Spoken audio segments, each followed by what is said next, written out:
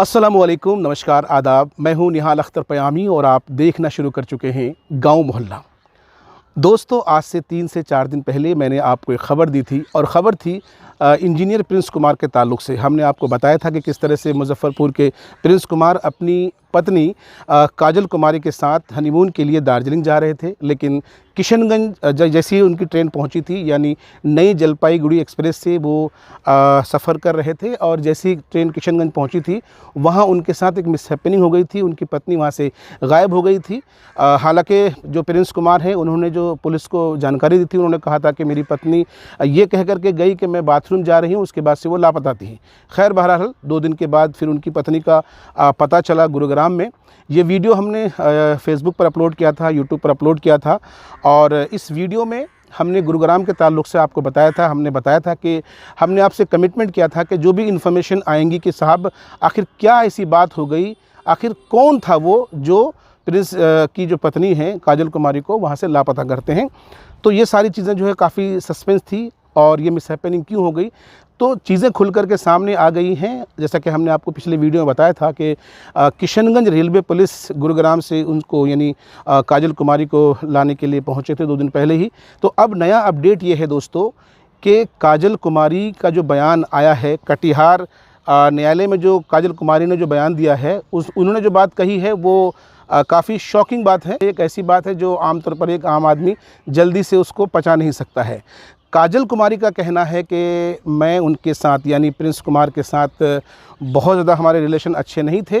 बावजूद उसके हम जा रहे थे हनीमून के लिए, लेकिन रास्ते में भी हमारे बीच में काफ़ी कहा-सुनी हुई, हमारे बीच झगड़ा हुआ। हम दोनों का बर्थ अलग-अलग था।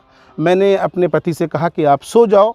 जैसे ही वो सोए तो मैं जो है निकल करके यानी ट्रेन से उतर करके मैंने दूसरी ट्रेन पकड़ ली और उस ट्रेन से मुझे नहीं मालूम था कि वो ट्रेन कहाँ लेके जाती मुझे।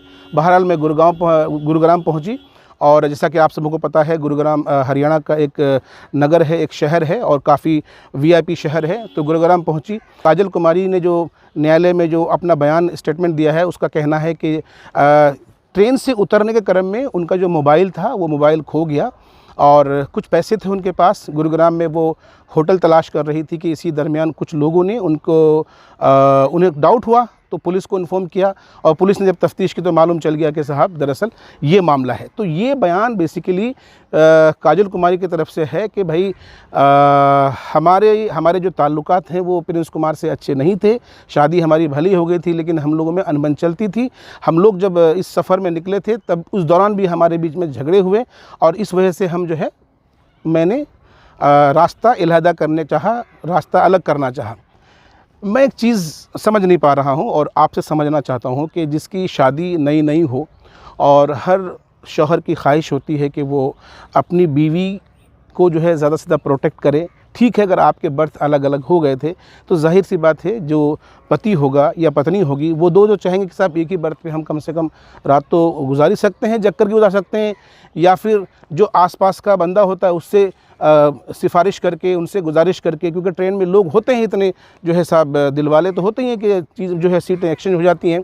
फिर भी उनका कहना है कि हमारे बर्थ अलग थे। तो ये बात समझने वाली बात है कि एक पति और पत्नी के बीच में रिलेशन कैसे रहे होंगे कि साहब शौहर दूसरे बर्थ पे रह रहा है, पत्नी जो है साहब काफ़ी डिस्टेंस वाले बर्थ पे रह रही है। तो इसका मतलब ये है कि कहीं ना कहीं जो शादी थी, इस शादी से मुमकिन हो कि जो काजल कुमारी है मुतमईन नहीं रही होंगी।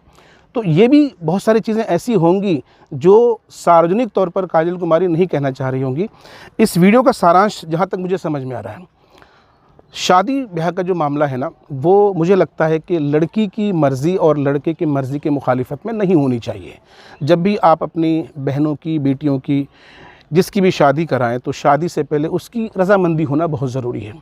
और हर धर्म में ये बात कही गई है कि लड़की की शादी उसकी इच्छा के, उसकी ख्वाहिश के अगेंस्ट नहीं होना चाहिए। और यही वजह है कि हमारे समाज में इस तरह के बेशुमार बिगाड़ देखने को मिलते हैं। सच्चाई तो ये भी है कि साहब शादी के बाद भी लोग बिगड़ जाते हैं। आपने देखा किस तरह से जो हमारी सीमा हैदर पाकिस्तान से इंडिया लौट कर आई, 4 बच्चों की माँ है। बताइए, अंजू जो है वो भी बच्चों की माँ है, इंडिया से पाकिस्तान चली गई। इससे पहले ज्योति मौर्य की जो कहानी चल रही थी उसमें मामला देखिए शादीशुदा। तो कहीं ना कहीं समाज के अंदर हम किस बिगाड़ की ओर बढ़ते जा रहे हैं, ये सोचने की बात है। और समाज को सुधारने के लिए न सिर्फ जो हमारे समाज सुधारक हैं उनको आने की आगे ज़रूरत है, बल्कि जो हमारे रिलीजियस जिनको हम जो हमारे रिलीजियस गुरु हैं, जो हमारे धार्मिक गुरु हैं, उनको चाहिए कि समाज के इस बिगाड़ को ख़त्म करने के लिए वो आगे बढ़कर आएँ। जैसा कि आप देखते हैं हर जगह सत्संग होते हैं, आप देखते हैं हर जगह जलसा जुलूस होता है। तो जलसों में और सत्संग में स्पेशली संस्कार इस बात की दी जानी चाहिए कि पति और पत्नी के बीच का रिश्ता क्या होता है। ठीक है, अगर दो लोगों की इच्छा के विरुद्ध अगर शादी हो भी जाती है तो शादी का मतलब है कि आप 7 फेरे में जब बंध जाते हैं तो, और जैसे निकाह आप कर लेते हैं तो आपका कमिटमेंट होता है, आपका एग्रीमेंट होता है कि उनके साथ आपको ज़िंदगी अच्छे से गुजारनी है। हिंदू धर्म के मुताबिक 7 फेरे का मतलब है कि भाई आपको जो है जन्म जन्म का साथ निभाना है। तो ऐसी सूरत में हर किसी को चाहिए कि जो अपने धार्मिक ज्ञान है उसके साथ साथ जो आपके दायित्व हैं, जो आपका जो नैतिक जिम्मेदारी है, उसको पूरा करना ज़रूरी है। बहरहाल इस वीडियो में इतना ही। जानकारी यही थी कि काजल कुमारी के बारे में हम लोग जो कयास लगा रहे थे कि हो सकता है कि पहले से उस ट्रेन में रहा हो और उसी के साथ वो चली गई हो, लेकिन जब अब वो आई है वापस और कटिहार न्यायालय में जब उसने बयान दर्ज किया है तो मामला कुछ और ही निकल कर आया है। सच्चाई तो वही बता पाएंगी।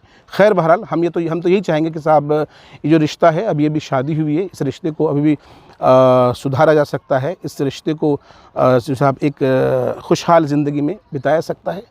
बस इस वीडियो में इतना ही। अगर आप हमारे इस वीडियो को फेसबुक पर देख रहे हैं तो फॉलो करिएगा, लाइक करिएगा और कमेंट ज़रूर करिएगा। और साथ ही साथ जो है यूट्यूब पर देख रहे हैं तो हमारे चैनल को सब्सक्राइब कीजिएगा। आपकी मोहब्बत से हम हैं और आपकी दुआ चाहिए, आपकी मोहब्बत चाहिए, आपका सपोर्ट और आपका प्यार चाहिए। अल्लाह हाफ़िज़।